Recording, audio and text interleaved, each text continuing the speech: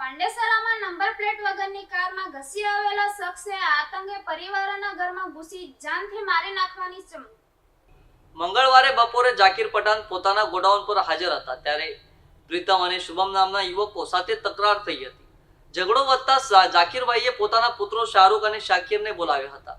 બીજી તરફ આરોપી પક્ષના 5 થી 6 લોકો પણ એકઠા થઈ ગયા હતા અને બંને પક્ષ વચ્ચે મારામારી શરૂ થઈ હતી।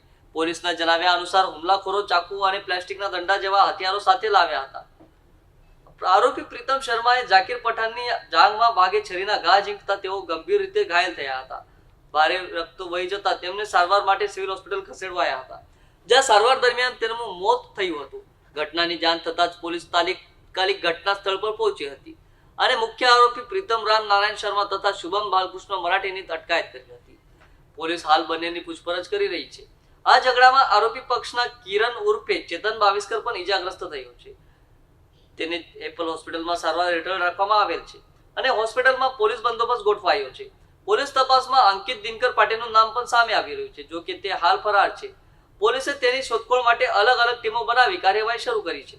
જાબીર ખાન પઠાણ અને એના પુત્રો અને એના જે બીજા મિત્રો હતા, એના પુત્રોના મિત્રો હતા, એમની ઉપર ચાકુ અને પ્લાસ્ટિકના દંડાથી હુમલો કર્યો। એમાં જે પ્રીતમ રામ નારાયણ શર્મા જે છે એની પાસેના ચાકુથી આ જાકીર ખાનના સાથળના ભાગે ઈજા કરેલી હતી અને એમાં વધારે બ્લીડિંગ થતાં એમને સારવાર માટે સિવિલ હોસ્પિટલમાં મોકલેલા હતા અને તેમનું સારવાર દરમિયાન એમનું અવસાન થયેલું છે। આ 4 આરોપીઓ પૈકી પ્રીતમ રામનારાયણ શર્મા અને શુભમ બાલકૃષ્ણ મરાઠે એ બંને તપાસના કામે અત્યારે એમની પૂછપરછ ચાલુ રહી છે, એમને ડિટેન કરવામાં આવેલા છે। અને એના સિવાય ત્રીજો જે આરોપી છે કિરણ ઉર્ફે ચેતન બાવિસ્કર, એને આ મારામારીમાં એને પણ ઈજા થયેલી છે, કારણ કે સામા પક્ષવાળા જોડે જે માથાકૂટ થઈ, મારામારી થઈ, એમાં એમને પણ ઈજા થયેલી છે। તો એમને અત્યારે હાલ સારવાર હેઠળ એપલ હોસ્પિટલમાં રાખેલા છે, એમાં ત્યાં જાપ્તો પણ રાખવામાં આવેલો છે, એટલે એમને પણ ત્યાંથી રજા આપેથી પછી આગળની કાયદેસર કાર્યવાહી કરવામાં આવશે। આ ગુનામાં જે ચોથો આરોપી છે અંકિત દિનકર પાટીલ, એ એની ધરપકડ ટાળવા અત્યારે નાસ્તો ફરે છે, એટલે કે ફરાર છે। એની શોધખોળ કરવા અને એને પકડવા માટે પણ ફિલ્ડમાં ટીમ કાર્યરત છે।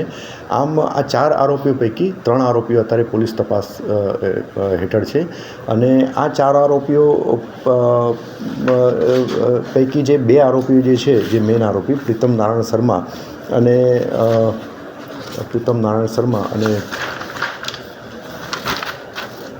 શુભમ બાલકૃષ્ણ મરાઠે, એમના